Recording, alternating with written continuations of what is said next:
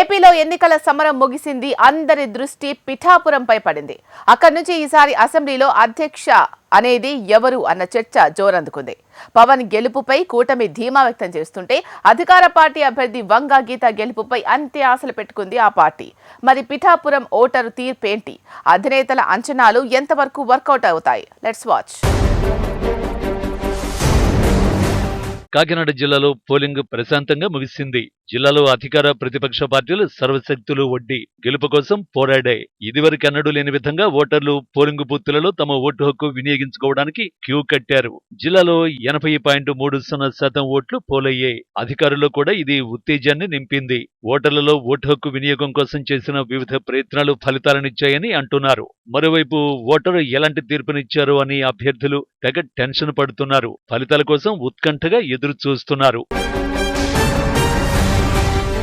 రాష్ట్రం మొత్తం ఎన్నికలు ఒక ఎత్తు అయితే పిఠాపురం నియోజకవర్గంలో ఎన్నికలు మరో ఎత్తుగా నిలిచాయి. తలపండిన రాజకీయ విశ్లేషకులు సైతం పిఠాపురంపైనే దృష్టి పెట్టారు. దీనికి కారణం అక్కడి నుంచి జనసేన అధినేత పవన్ కళ్యాణ్ పోటీ చేయడమే. పిఠాపురం ఫలితం రాష్ట్ర రాజకీయాలకే దిక్సూచిగా మారనుందని విశ్లేషకులు అభిప్రాయపడుతున్నారు. ఇరు తెలుగు రాష్ట్రాల్లోనూ ప్రత్యేకతను సంతరించుకున్న పిఠాపురం నియోజకవర్గంలో ఎన్నికల పోటీ జనసేన పార్టీలో కొత్త ఉత్తేజం నింపింది. ఎన్నికల వేళ ఎన్నడూ లేని విధంగా ఇక్కడ పోలింగ్ ప్రక్రియ కొనసాగింది. ఈ అసెంబ్లీ నియోజకవర్గం నుంచి జనసేన అధినేత పోటీ చేయడంతో పోలింగులోనూ ఓటర్లు తమదైన ఉత్సాహాన్ని ప్రదర్శించారు. ఈసారి నియోజకవర్గంలో 86.63% పోలింగ్ నమోదైనట్టు అధికారులు ప్రకటించారు. అదే 2014లో అయితే 79.44% అని లెక్కలు చెబుతున్నాయి. దీన్ని బట్టి చూస్తే ఈసారి ఓటరు ఎవరిని గెలిపించాలో గట్టిగానే నిర్ణయం తీసుకుని మరీ ఓట్లు గుద్దినట్టు తెలుస్తోంది. పిఠాపురం అసెంబ్లీ స్థానం నుంచి పవన్ కళ్యాణ్ పోటీ చేస్తానని ప్రకటించిన నాటి నుంచి దేశం మొత్తం పిఠాపురం వైపు చూసింది. పోలింగ్ రోజున యువత, ఉద్యోగులు, వృద్ధులు ఓటు వేసేందుకు క్యూ కట్టారు. ఉపాధి, ఉద్యోగం, చదువు కోసం పొరుగు రాష్ట్రాలు, విదేశాలలో ఉన్న పిఠాపురం వాసులు ప్రయాణ ఖర్చులు ఎక్కువైనా, టికెట్లు దొరక్కపోయినా ఏదోలా కష్ట నష్టాలకు ఓర్చి స్వస్థలాలకు చేరుకుని ఓటు వేశారు. గత ఎన్నికల్లో ఓటేయడానికి మొగ్గు చూపని వారు సైతం ఈసారి ఓటు హక్కు వినియోగించుకోవడానికి ఆసక్తి చూపడం విశేషం. పవన్ కళ్యాణ్ కుటుంబ సభ్యులు, బుల్లితెర నటీనటులు నిత్యం క్షేత్రస్థాయిలో ప్రచారం చేసి ఓటర్లతో పాటు జన సైనికుల్లో ఉత్సాహాన్ని నింపారు. అధికార పార్టీ అభ్యర్థి వంగ గీత స్థానికురాలు కాదని మిత్రపక్ష నేతలు ప్రచారం చేయడంలో సక్సెస్ అయ్యారనే టాక్ వినిపిస్తోంది.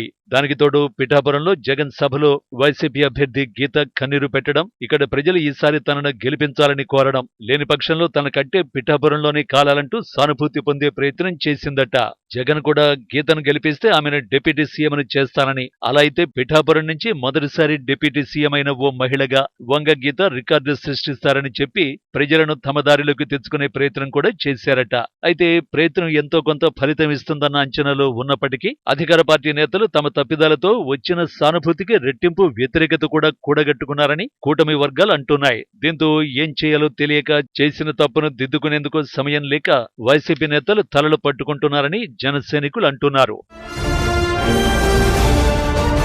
పిఠాపురం నియోజకవర్గంలో ఓటర్లకు అధికార పార్టీ నేతలు పోలింగుకు 2 రోజుల ముందు ఓటుకు 3,000 చొప్పున పంపిణీ చేశారని కూటమి పార్టీలు ఆరోపిస్తున్నాయి. అది కూడా కొంతమందికి ఇచ్చి కొందరిని వదిలేయడంతో డబ్బులందని వారు ఆగ్రహం వ్యక్తం చేశారన్న ప్రచారం జరుగుతోంది. అధికార పార్టీ కార్యాలయం ఎదుట నిరసన కూడా చేశారట. తమకిచ్చేశామని చెబుతూ నేతలు తమ జేబులో డబ్బులు వేసుకున్నారని, వెంటనే లెక్కలు తేల్చాలని పట్టుబట్టారట.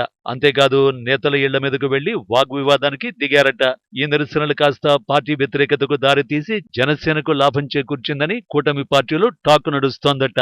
పిఠాపురం నుంచి విజయం సాధించి జనసేన అధినేత పవన్ కళ్యాణ్ ఈసారి అసెంబ్లీలోకి అడుగుపెట్టడం ఖాయంగా కనిపిస్తోందని జనసైనికులు అంటున్నారు. ఇప్పటికే అధికార కూటమి పార్టీలు విజయం మాదంటే మాదంటూ ధీమా వ్యక్తం చేస్తున్నారట. 100 కోట్లలో బెట్టింగులు కూడా నడుస్తున్నాయట. మరి పిఠాపురం ఓటరు తీర్పు ఏంటి? ఎవరిని చట్టసభలకు పంపిస్తారు? అసెంబ్లీలో అధ్యక్ష అనేది ఎవరు తెలియాలంటే జూన్ 4 వరకు వెయిట్ చేయాల్సిందే.